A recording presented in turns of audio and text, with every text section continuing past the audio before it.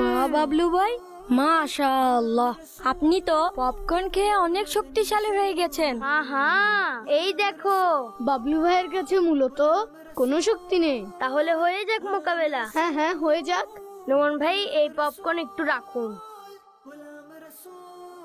বাবলু ভাই, এখন আপনার হাত দেখান। এখন এই হাত ছাড়িয়ে দেখান।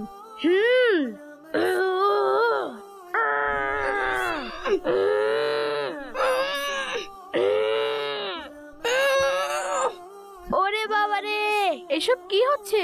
নোমান ভাই, গুলাম রাসুল ভাই, ফয়জান ভাই আর বাবলু ভাই উভয়ের মধ্যে শক্তি পরীক্ষা করছিল, আর ফয়জান ভাই বাবলু ভাইয়ের হাত ছেড়ে দিল আর বাবলু ভাই পড়ে গেল। ফয়জান ভাই, এটা কতই না খারাপ কথা। ফয়জান ভাই, আপনি একজন মুসলমান ভাইকে কষ্ট দিলেন। হাদিস শরীফে এভাবে এসেছে, মুসলমান সেই ব্যক্তি যার হাত এবং মুখ থেকে অন্য মুসলমান ভাই নিরাপদ। গোলাম রসুল ভাই, ইনশাআল্লাহ এখন থেকে আমি আর কাউকে কষ্ট দিব না।